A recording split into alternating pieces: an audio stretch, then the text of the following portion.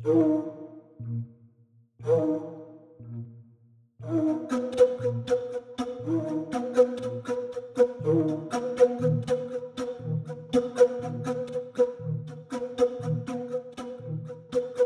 head külmaväristajad ja kikimooride sõbrad, mina olen Taki. Ja mina olen Heidi.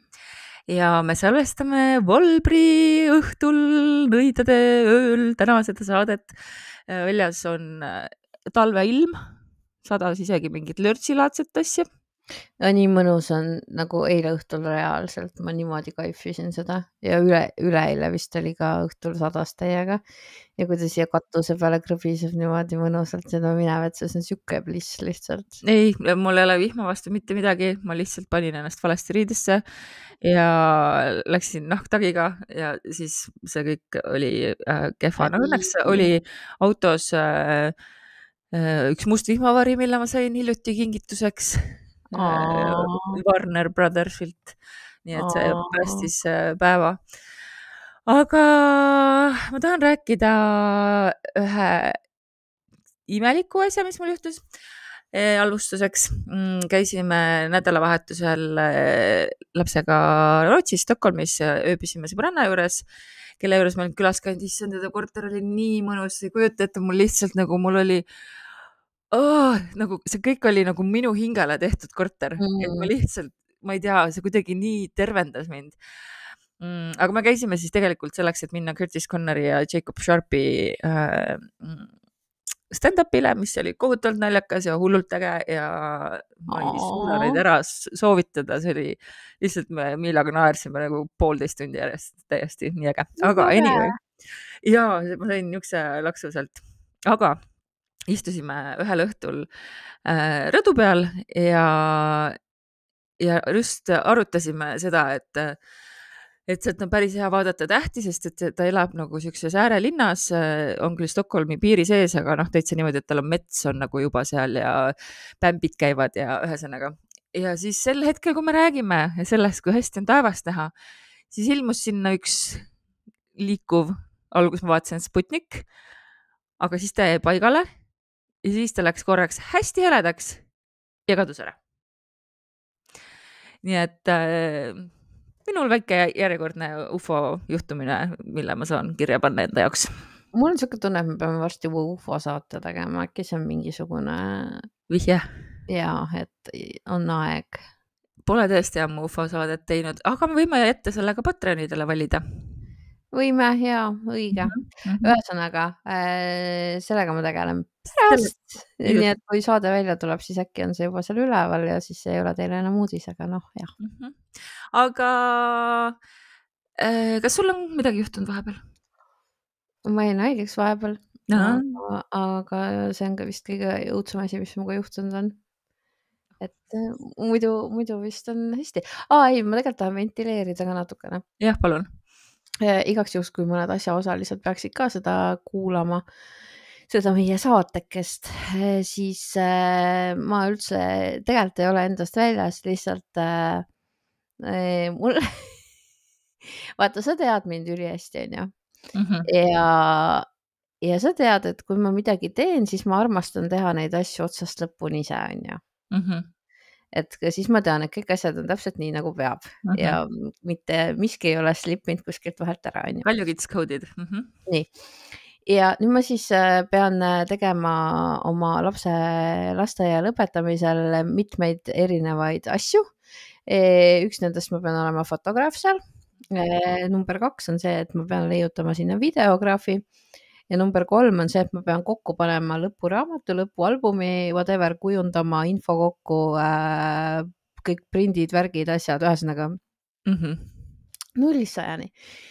Ja vaata, mul on nagu iseenesest kõik on nagu ree peal ja raamat näeb hea välja.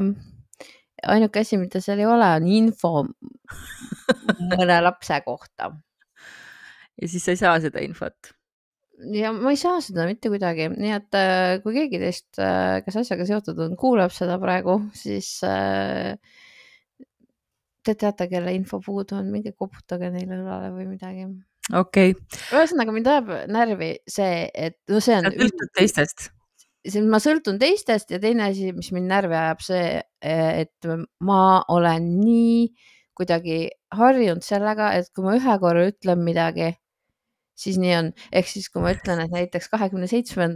aprilliks tuleb kõikide laste fotod laadida üles, siis nii on, et siis ma ei pea nagu veel 5 korda meelde tuletama seda.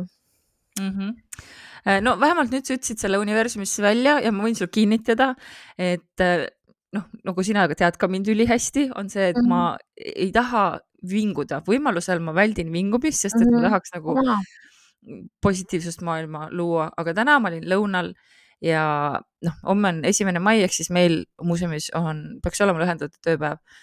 Ma olin lõunal kolleegidega ja ma tundsin, kuidas mul lihtsalt nagu see suur ärevus ja sihuke frustratsioon on kehas, sellepärast et mul olid teised inimesed kalendrit täis pannud kuni 3:30. Ehk siis, kui ma oleks pidanud saama lahkuda kell 2, siis kuni 3:30 oli kalender täis. Ja siis ma ütlesin selle välja, et ma tegelikult nagu, ma pidin ka oma puhkuse lühendama, pidin tegelikult ka teisipäeval olema puhkusel, neljapäeval olema puhkusel, aga ma ei saanud, ma neljapäeval tegin 9-ni tööd ja teisipäeval läksin tööle, sest meil oli näituse avamine. Tulge, palun kõik näitust vaatama. Kui ma ei ole ka öelnud, siis me panime igast krokodille ja šaakaleid välja, kes on ka huvitavad tegelased. Ühesõnaga. Ja siis ma ütlesin selle välja, et ma tegelikult mind ärritab sihuke asi, et teise, et ma ei saa, nagu ma olen nii ületöötanud, ma olen nii väsinud, mul on vaja natuke puhata ja isegi seda poolikut päeva ei anta. Ma tean, et tööd on nii palju, aga mul on vaja, ma ei saa muidu, onju. Ja jõudsin selle vaevu ära öelda, kui tuli kalendrikutse teavitus, et päeva viimane koosolek oli canceldatud. Nii et ma olin ülitänulik. Nii et ja see eelmine oli podcasti salvestus, mis oli niikuinii tore. Nii et jälle teen reklaami ka oma sellele Kati ja Tagi looduse lood, sest et see osa on jänestest ja ma saan nüüd alustada siukse rõveda asjaga, mis sobib, ma arvan, meie saatesse väga hästi. Et lisaks sellele, et jänesed võivad olla korraga 2 korda rasedad nagu, et neil on 2-sarveline emakas, ehk siis oota, nagu kaksikud, aga eraldi pesades? Ja ka erineva vanusega. Niimoodi või? Jah, et ühed võib-olla on juba seal suuremaks kasvanud ja siis tuleb ka sinna teise emakasse. Ei sooviks. Uus pesakond peale. Sealt tuleb välja sigivad kui jänesed. Et on võimalik ka rasedana uuesti rasedaks jääda, ühesõnaga. Nüüd ma saan pihta asjadele vaiks. Ja teine asi on see, et nad on, kuidas see väljendab, koprafoogid. Nad söövad iseenda väljaheiteid. Miks ometi? Toitained. Ja need pole need väiksed pabulad, need pabulad on nagu see teine kord, kui nad väljutuvad. Ma olen nüüdseks 2 nädalat MyFitnessPalli kasutanud jälle üle pika aja ja seal ei ole mulle kordagi ette tulnud soovitust, et kuule, sul on toitaineid puudu, et äkki vaatad nagu sinna poti poole. No õnneks ei ole sa ka jänes. Nii et sellise väikse toreda infokilluga loodusmaailmast siis saame alustada saadet ja mul on täna vist natuke vähe teistsugused lood kui tavaliselt. Nimelt mu põhisaate lood on mõlemad välismaalt, aga õnneks ajaloolised, nii et see hoiab seda teemat. Kuule, aga siis mul on üks põhisaatelugu välismaalt. Nii et meil täitsa töötab. Ja naised on peategelased igal pool.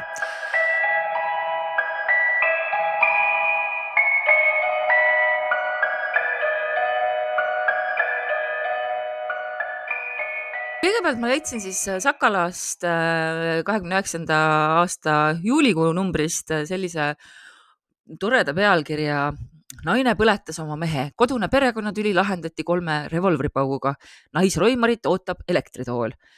Väga skandaalne, pidin kohe nüüd vaatama, et mis seal siis toimus.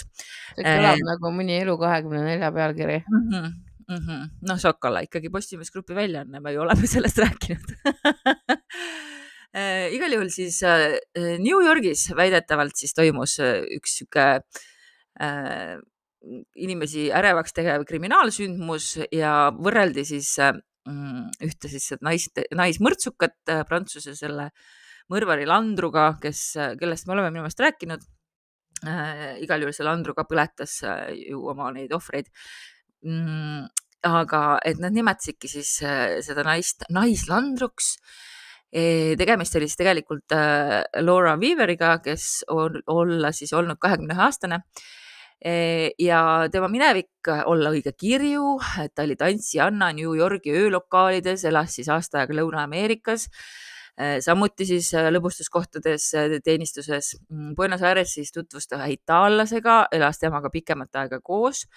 Aga ühel ilusal päeval oli itaallane kadunud ja kuigi Laura vangistati, siis Laura siis ei olnud mingeid tõendeid ja lasti uuesti vabaks. Siis ta läks New Yorki. Temasse armus siis jutumärkides tuntud ärimees Wilmer Kitselman, kes oli siis mingi tuntud New Yorgi firma esindaja, pidi siis sagedasti ametisõitudes viibima. Aga kui siis mees oli komandeeringus, et siis hakkasid jõudma tema kõrvu kuuldused, et naine on hakanud soetama majasõpru ja Wilmer siis tegi palju stseene. Laura eitas, et tal on mingeid seoseid võõraste meestega, aga mõne kuu pärast sai mees siis uuesti kirja, et naine petvat teda ühe itaallasega, kes siis naise juures käib justkui peeglimüüjana ja et ta oligi sellelt itaallasest siis peegli ostnud. Wilmer tegi siis suure stseeni, lõi siis selle peegli puruks, aga siis see olevat Laura nii närvi ajanud, et ta haaras revolvri ja lasi siis mehe pihta 3 kuuli.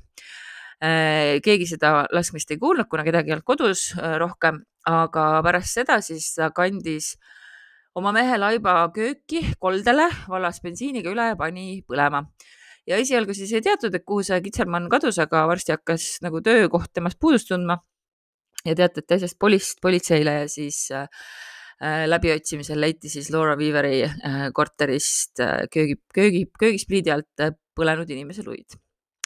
Ja Sakala veel siis kirjutas, et Laura Weaver oli oma nagu teo üles tunnistanud ja et ka tema esimene mees on seal Buenos Aires siis läks kuidagi kummaliselt kaduma, et igal juhul ta istub vanglas ja ootab siis elektritool. Mina väga põnevil. Hakkame kohe uurima, vaatame, mis värk on, skandaalne, tuntud ärimees tapetud sellisel viisil ja nii edasi. Tutkit. See on kõige, ma ei ole sellist fakti, see on täiesti välja mõeldud lugu, välja arvatud see, et meil oli Laura Weaver, meil oli Wilmer Kitselman ja meil oli põletamine. Aga tegelikult oli siis see, ma ei tea, kus see fakti vead nagu nii hullult siin on läinud see telefonimängus kaduma, et kohalikus meedias kirjeldati ka asja sensatsiooniliselt ja ka ekslikult, et näiteks ühes väljaandes kirjeldati Laurat, et ta on väga suurt kasvu naine, 104 kilo, 182 senti pikk, tugev ja jõuline. Aga tegelikult üks autor siis, kes oli tema elukohta rohkem uurinud, käis läbi ka siis kohalikud arhiivid ja märkis, et tegelikult oli Laura vaevu 160 senti pikk ja samas kui siis 52-aastane Wilmer oli 172 senti pikk ja kaalus umbes 75 kilo. Aga ta mainib siis, et ülejäänud lugu, mida siis kohalikud, mitte Eesti ajalehed kirjutasid, oli üsna täpne. Nimelt siis ja jälle siin seesama Sakala artikkel on nagu kohutavalt misogüünne, täiesti siuke, et naine on nagu kõige kohutavam inimene maa peal. Aga Laura ja Wilmer kohtusid, kui Laura oli vaid 15 ja töötas Illinoisis, siuke linnaka nagu Peoria, sekstöötajana. Neiu ema oli siis surnud, kui ta oli vaid 8-aastane ja elu arusaadavalt oli väga raske seal farmis, kus ta elas ja ta lahkus kodus 13-aastaselt. Et siis paremat elu leida, aga ei tulnud see hästi välja. Ja kui Kitselman teda seal bordellis kohtas, siis ta võttis ta sealt bordellist ära, aga sundis teda ikkagi prostitueerima. Me räägime alaealisest lapsest, on ju. Lisaks siis töötas neiu ka veel baaridaamina ja ka tehastes teinekord, aga raha läks kõik muidugi Kitselmanile ja tema toredale alkoholihobile. Siuke ärimees siis. jah, siuke tuntud, New Yorgi tuntud ärimees.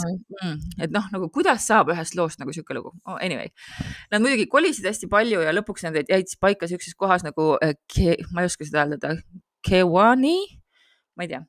Aga noh, elu oli ikkagi nagu päris õudne, et raha ei ole, vägivaldne kitselmann, kogu aeg purjus, vägivaldne ja nii edasi. Ja ka siis mõrva õhtul olid nad tülitsenud. Kitselmann oli siis visanud naise suunas tooli ja vajus ise magama. Laura võttis siis mehe vöölt püksirihma ja kägistas ta surnuks. Seejärel mässis ta siis laiba vaipa, tassis selle autosse ja sõitis alguses ringi, teadmata, mida teha. Aga kui ta oli jõudnud siis kuhugi mingi üksildane kõrbetee, viskas ta siis laiba autost tee kõrvale maha ja pani põlema. Ja kodus ütles ta siis tuttavatele, et mees oli lahkunud talle midagi ütlemata ja pakkis oma asjad ja sõitis õe juurde Naperville'i, kui keegi soovib teada. Tossava surnukeha leidsid siis paar poisikest natuke hiljem ja alguses ei õnnestunudki võimudel surnukeha tuvastada. Aga lapitekist oli alles väike punase ja sinise kirju tükk. Ja siis omanik, kelle käest siis olid Laura Kitselmann tuba üürinud, tundis sellest siis selle teki ära, mida nad olid kasutanud ja see viiski siis Laura arreteerimiseni. Laura tunnistas kõik üles, ütles, et mul pole kahju, ta ajas mind hulluks, ma pidin seda tegema, ta tülitses minuga ja oli kogu aeg täis. Ja tapmine oli siis toimunud pühapäeva 30. juuni enne lõunal, aga kuna need asjaolud olid sellised, nagu nad olid, siis nimetati Laurat ajakirjanduses Torch Murderers. Ja kui ta ootas kohut, siis märgiti, et ta valmistas mitmeid kleite, siis ta oli tegelikult hästi tubli ja osav. Karistuseks mõisteti talle 25 aastat Jolieti vanglas ja surmaotsusest või eluaegsest päästiski teda siis just see, et Kitselmann oli vägivaldne. Ja täiesti ka kruuminud tegelikult. Ma ei saa nii. Seal on üsna palju neid asju, mis ta nagu. Ja ta olevat olnud väga eeskujulik vang, aga ta suri siis ootamatult vaid 33-aastaselt sapipõia operatsiooni tüsistustesse.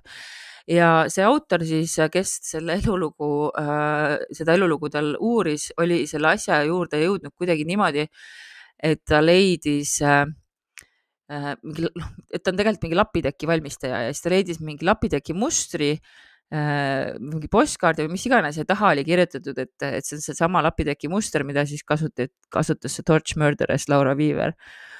Mingi siukese, mingi ajaloolise kuskil antikvariaadist oli leidnud, siis hakkas uurima kohe, et mis asja. Nii et selline lugu siis hoopis, kuidas Sakalasse sai midagi sellist, sest et ega see lugu oleks lennanud ka originaalkujul täiesti okeilt sellel ajal, ma arvan. Täiesti, ma lihtsalt ei kujuta ette, kas keegi ei osanud. Ma oskan öelda, juhtub ka tänapäeval asju. Jaa, aga nii mööda. No ikka päris mööda. Ikka päris mööda.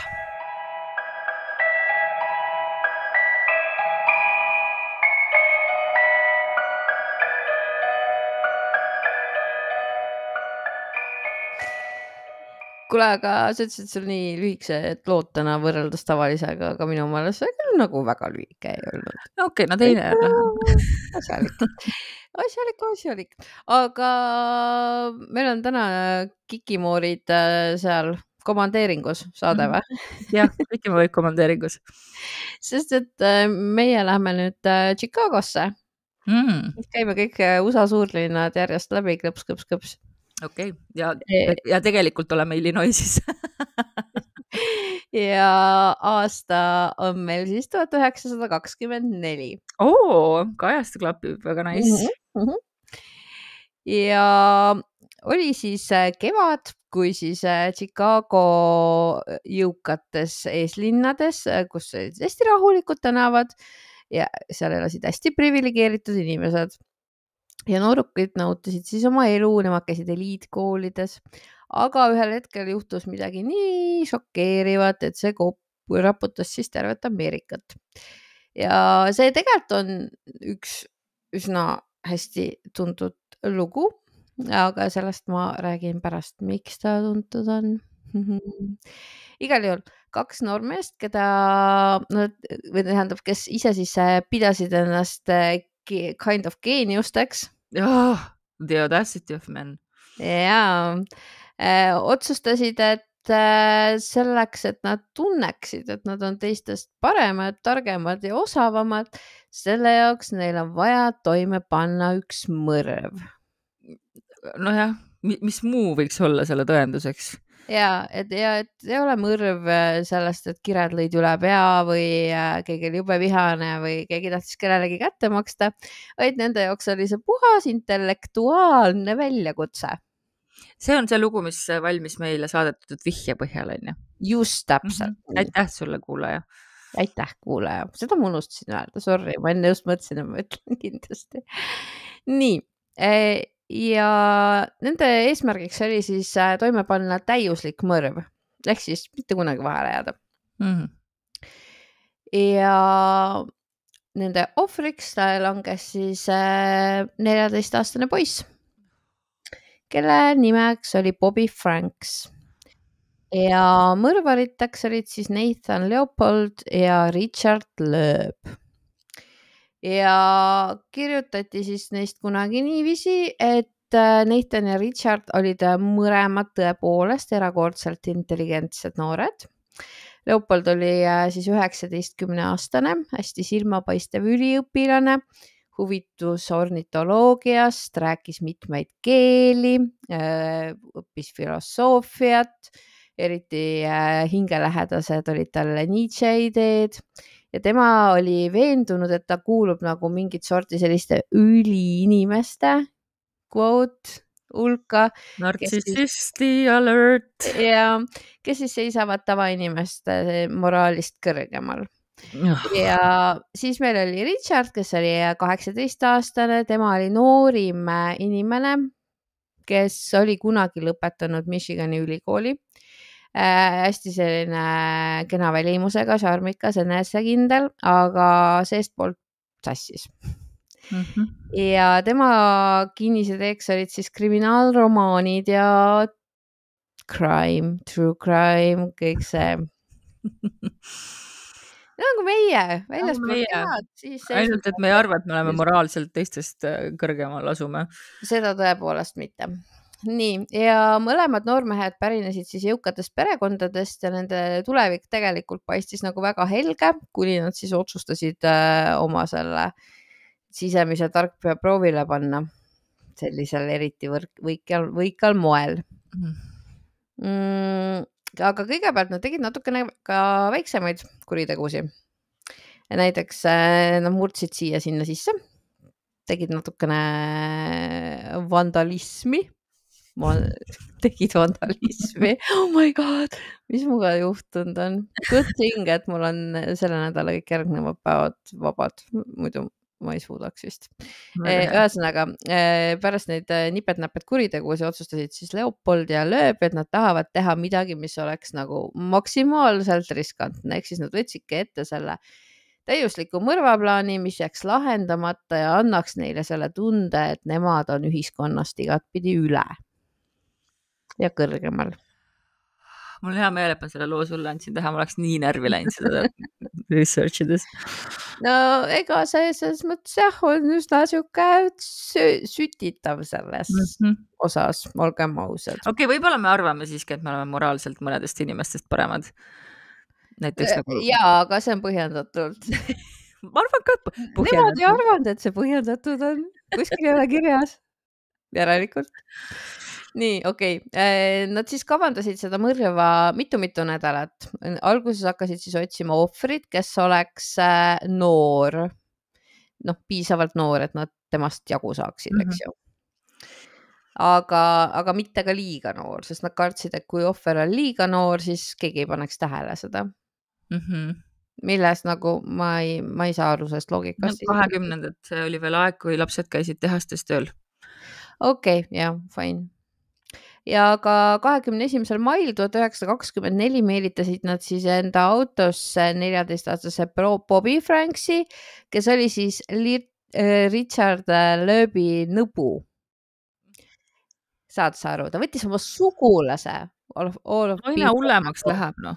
Nii. Ja nad ütlesid Bobile siis, et nad tahavad tennise juttu rääkida, tennis on äge asi. Poiss istus nendega autosse. Leopold istus roolis ja natuke said sõita, kui siis lõi teda peitliga pähe.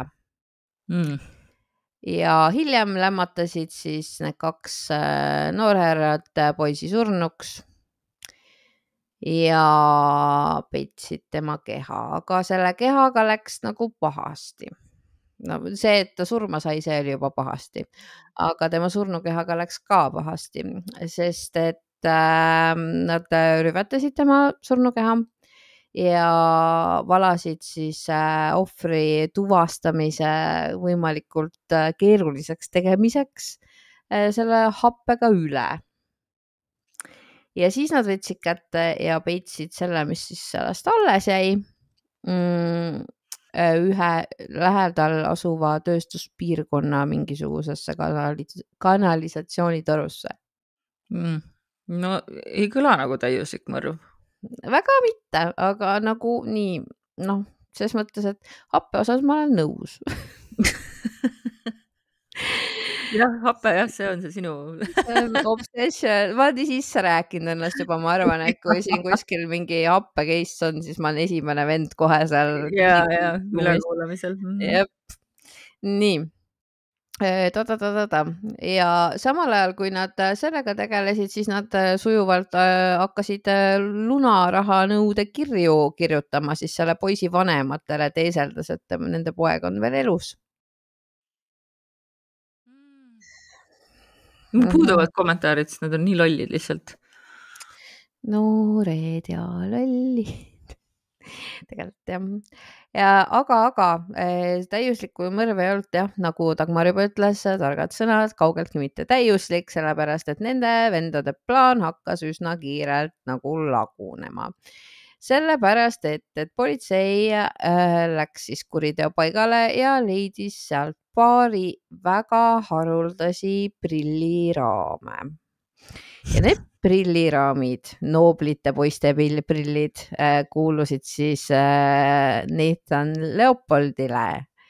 Ja see üks pisike detail siis prillid, millel oli siis mingi extra special Chaff and Bros raam. See prilliraam, kuradi prilliraam sai siis juhtumi murranguliseks jukseks asitõendiks. Ja, just. Ja kui uurijad siis Leopoldile ja Lööbile jälile jõudsid, murdusid mõlemad ülekuulamisel kohe põhimõtteliselt. Kõrdi aasta kurjategijad. No tõesti, no. Ei, no, ühesõnaga, võtsid kätte, tunnistasid kõik üles, aga nad ei tunnistanud üles niimoodi, et ja läks nii, sorry, me tegime valesti, mis iganes, vaid nemad uhkeldasid. No nagu võis arvata. Et nende eesmärk oli see, mida mina ka teenin siin praegu hetkel. Olla moraalselt parem. Ei, nende eesmärk oli see, et kogu maailm saaks teada, kui nutikad nad olid. Ühesõnaga, me räägime neist, nii palju saab teada, aga kas nad nüüd olid nii nutikad, seda otsustab igaüks vist ise, ma arvan. Igal juhul see juhtum jõudis väga-väga kiiresti meediasse. Seda, et Sakala sellest kirjutanud oleks, seda ma ei näinud kuskil. Muidu oleks seal olnud. Ma ei tea, kiire otsingu nii kaua, kui sa räägid. Ja, sa kindlasti leiad. Igal juhul kogu riik siis jälgis seda kohtuprotsessi ja seal kohtuprotsessil astus mõrvarite kaitsjana üles üks Ameerika ajaloo kõige kuulsamaid juriste, Clarence Darrow. Tema esitas seal siis oma elu ühe kõige kuulsama ja emotsionaalsema kaitsekõne, mis kestis koguni 12 tundi. Ja Darrow palus kohut, et noormehi ei hukataks ja tema pani siis rõhu sellele, et tegemist on ikkagi nagu väga noorte inimestega. Nad on vaimselt ebastabiilsed ja nad ju võivad muutuda veel, eks ole. Leidsin Sakala artikli, on siis, ütlen vahele, et see on pealkirjastatud Roim teadusotstarbel. See sama asi või? Jah. Roim teadusotstarbel. Ja ta kirjutab, et et nad ei kirjutanud mitte lunakirja, aga nad helistasid Jacob Frankile, nimetasid, et nad on keegi Johnson. Ja siis järgmine hommik tuli kiri. Ja siis kui mateti, et siis saadeti mingi isiklik pärg, millele siis oli kirjutatud avaldan kaastunnet Johnson. Ühesõnaga. Jälle lappes. Oi jummal. Nii, aga me jõuame selle loo lõppu põhimõtteliselt. On ju. Tegelikult see väga kuulus jurist siis kind of sai, mis ta tahtis saavutada oma selle kaitsekõnega. Ehk siis Leopold ja Loeb pääsesid mõlemad surmanuhtlusest, kuid said mõlemad eluaegse vangistuse pluss igaks juhuks lisaks veel 99 aastat. Ja see on jah, see Ameerika tore. Ja. No vähemalt on karistused, mitte nagu. Kas nad siis surid ka vanglas või vabastati millalgi enne tähtaega? Nüüd saad teada. Super. Richard Loeb siis tapeti vanglas 1936. aastal teise vangi poolt, kes väitis, et Loeb oli üritanud teda rünnata. Okay. Ja 12 aastat sai seal kinni istuda, mis tähendab, et oli siis mingi 30, kui ta suri. Nathan veetis vanglas üle 30 aasta, enne kui ta siis 1958. aastal. Sa ei näinud sulle ekraanile tuli. Tagurpidi pöidleja emotikon. Nagu selline. Mul või? Jah. No tore. Aga selles mõttes see läks kokku sellega, jah. Sai välja, sai tingimisi vabaks 1958. Ja Nathan siis kolis Puerto Ricosse, töötas seal meditsiinilaboris ja elas tagasihoidlikku elu kuni oma surmani 1971. aastal. Nii et vanaks elas. Noh, jah. Ja Leopold ja Loebi juhtum on küll jäänud, nagu Sakalagi natukene vihjas, on jäänud Ameerika krimi ajalukku kui nii-öelda intellektuaalne, intelligentne mõrv, mis siis keerles ja tekitas küsimusi moraali, psühholoogia ja karistuste osas. Ja miks ma enne ütlesin, et see on natukene nagu kuulus story, on sellepärast, et näiteks Alfred Hitchcockil ilmus 48. aastal siuke film nagu Rope, mis oli sellest juhtumist siis ainest saanud. Ja sellest on kirjutatud ka raamatuid, üks neist näiteks on 56. aastal välja tulnud Compulsion ja ühesõnaga mingeid lavastusi ja dokumentaale ja kõik on, keda rohkem huvitab see värk, siis ma arvan, et väike YouTube ja väike nimeotsing ja sealt tuleb päris kõvasti stuffi ja siis vaatame, kellel õigus oli, kas mul või Sakal. No mina panustan igal juhul sinu peale ja tead, kelle peale me veel saame panustada? Mina iga kellel olen nõus panustama meie armsate Patreonide peale, keda tuleb muudkui juurde, nagu ma näen siin, jah? Ja kui te ei tea, mis on Patreon, ma arvan, et te teate, aga igaks juhuks kiirelt põhilised asjad, patreon.com/kikimoorid, seal saate saated varem kätte, saate boonusosasid rahulikult kuulata, saate märkmeid, saate sarjasoovitusi, videosoovitusi, kui me lähme ükskord tondijahile, siis piinlik juba öelda. Tondijahti ka. Ja suisa nädal aega varem. Küll me lähme. Ja meiega koos vaadata. Ja saate valida saate teemat, nagu te alguses kuulsite.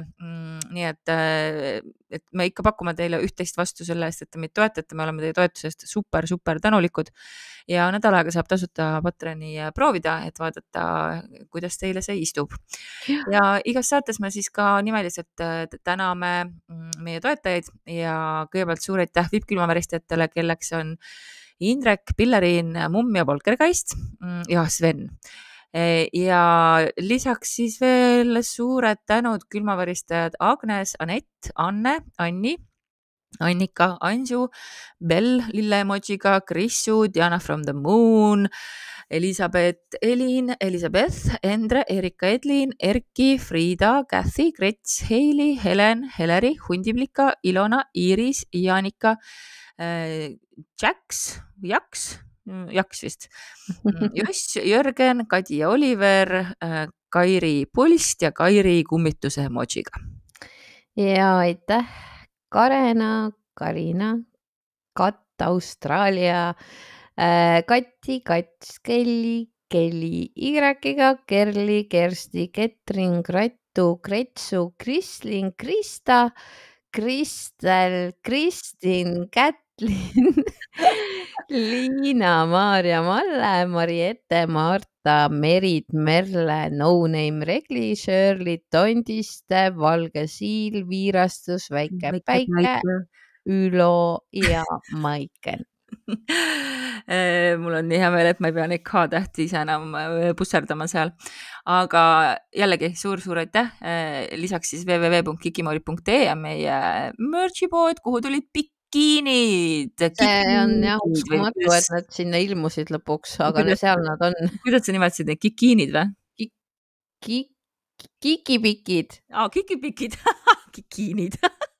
Kuigi kikipikk tundub nagu Kikipiki, saate endale soetada kikipikid, kui on jõukohane, nii et suvel siis rannas, ilmselt meiega ei kohtu, aga teiste kikipikide omanikega võite kohtuda ja üksteist ära tunda ja semutseda. Ja Patreonid saavad ka soodustust seal meie merch'i poes. Ja kindlasti tehke pilte ja tagige meid ära. Aga ma võtan siis oma selle teise lookese.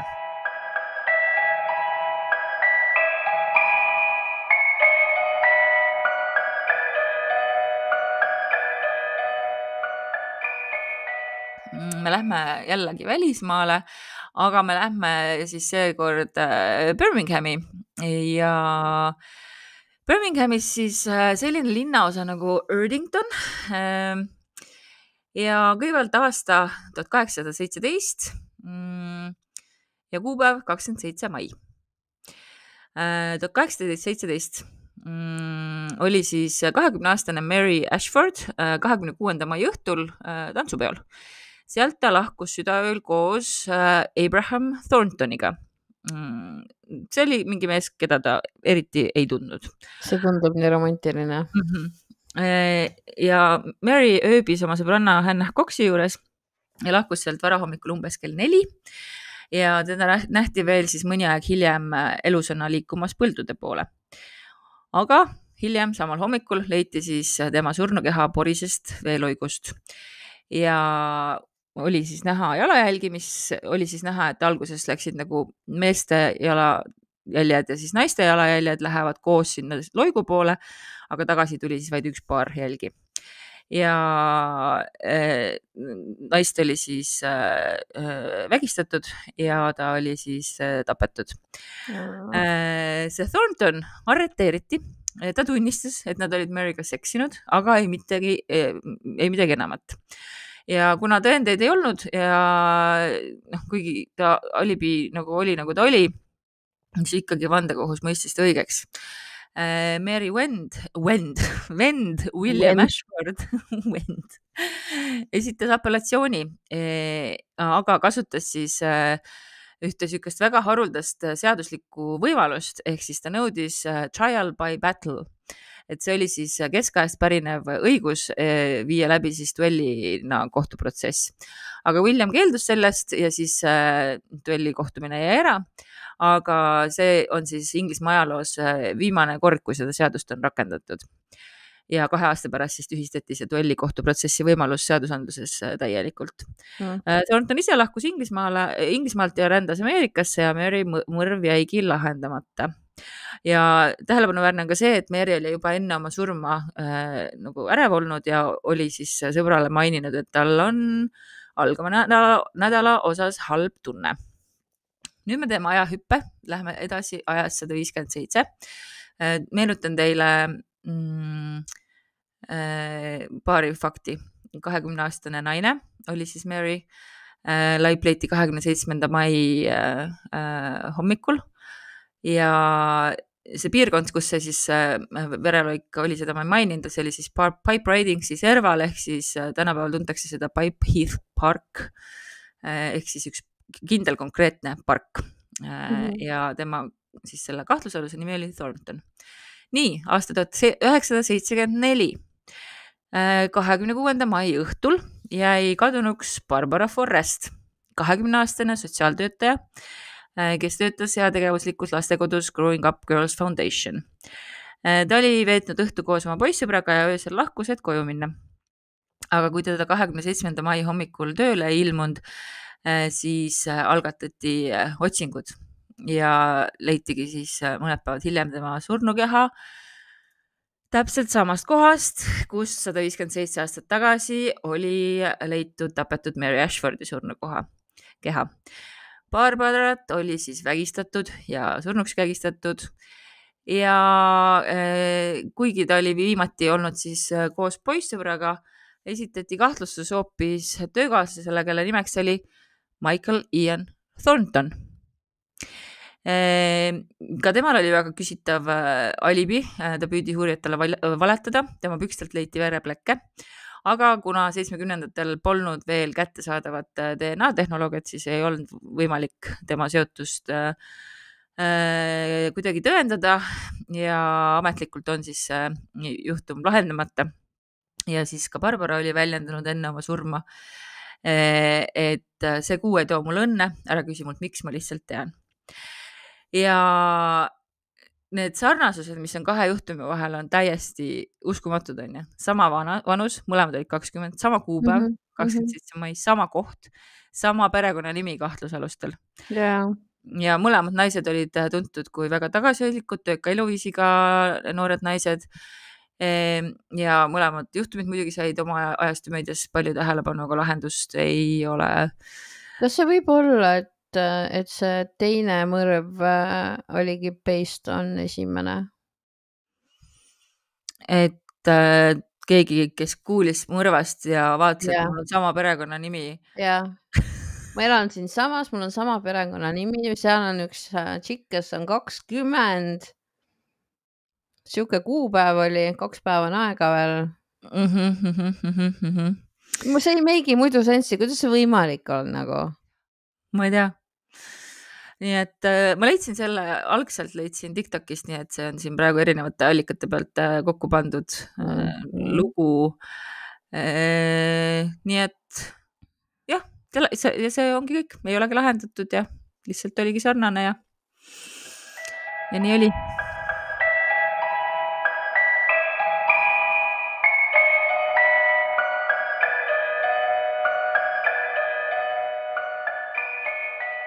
Okei, aga teeme siis tänase tavasaate osa viimase loo, see tuleb sellisest vahvast väljaandest nagu Maagiline maailm, mis ilmus meil 94. aasta maikuus. Ehk siis 11 aastat, oota ei, mis ma räägin, jumal matemaatik, täitsa 31 aastat tagasi. Ja ära naera, ma olen täna päev otsa või pool päeva pidin raamatupidamist selgitama kellelegi ja ma nagu, ühesõnaga, ma olen nii halb matemaatikas ja siis never mind. Lugejakirjad. Seda ma tahtsin öelda. Super, jätka. Just. Siukene värk siis. 1936. aasta talvel käisin mina Viljandis masinistide kursustel. Märtsikuu lõpu laupäeva õhtul tulin koju. Rongiga sõitsin Sürgavere raudteejaama, sealt kõndisin Kablikülast läbi Juurika poole. Ilm oli haruldaselt ilus. Vaikne ja täiskuuaeg, lumi kandis peal. Kui jõudsin Juurikamailt edasi, kust hakkab Laadametsatalu, äratas miski minu tähelepanu. Mõtlesin, et ei tea, mis pidu seal peetakse. Mingi auvärav paistis olevat ja sealt hakkas keegi naisterahvas välja astuma. Suur rätt ümber. Mõtlesin, hiline aeg, kes see nüüd nii hilja öösel kella 11 paiku õhtul, ta mõtleb tegelikult, kuhugi läheb. 36. aastal, no see ei läinud. Hilja öösel, jah. Ja. Meie teed läksid kokku just Karjamaa aia ääres. 2-3 sammu kaugusel tundsin ära Laadametsa Marta. Noor perenaine. Küsisin, kuhu ta nii hilja veel kavatseb minna. Tema vaatas minule laheda näoga otsa. Kui ma tahaks teada, milline see lahe nägu. Siis keeras näo ära, tõmbas suure rätiku näo ette ja hakkas nutma. Küsisin veel ja tegin juttu, kuid ei saanud temalt mingit vastust. Jätsin ta Karjamaa aiale toetudes nutma ja hakkasin kodu poole astuma. Nojah. Men. Veel korra vaatasin tagasi, ka tema vaatas minule vastu täiskuu valguse järele. Kui koju jõudsin, tõusid vanaisa ja ema üles ning hakkasid linna uudiseid pärima. Mina küsisin, mis Laadametsas lahti on, et Marta tee äärde tuli ja Karjamaa aiale nutma jäi. See on jumala tõsine lugu tegelikult, ma ei saa aru, mis värk on. Nii. Ema kohkus, pani käed kokku ja ütles. Andku jumal temale hingerahu. Marta on juba 3 päeva surnud. Ma teadsin, et see nii lõpeb. Kahetsen, et ei märganud teda puudutada. Ta oli nii ligidal, et oleksin võinud teda vabalt käega katsuda. Ja alla on kirjutanud Johannes Leinsoo. Super. Aitäh, härra Leinsoo. See oli suurepärane lõpp meie loole. Minu meelest oleks võinud kahetseda seda, et sa ei jäänud nagu lohutama nutvat naabritüdrukut, aga olgu.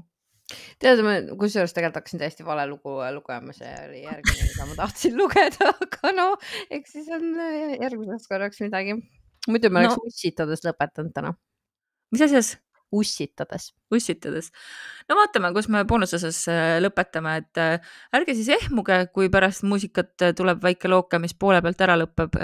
See ongi mõeldud teile väikseks tiiseriks, et kaaluksite meie Patreoni külastamist. Big brain.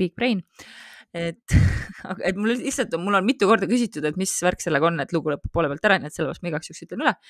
Aga kui te tahate seda tiiserit kuulata, siis jääge liinile.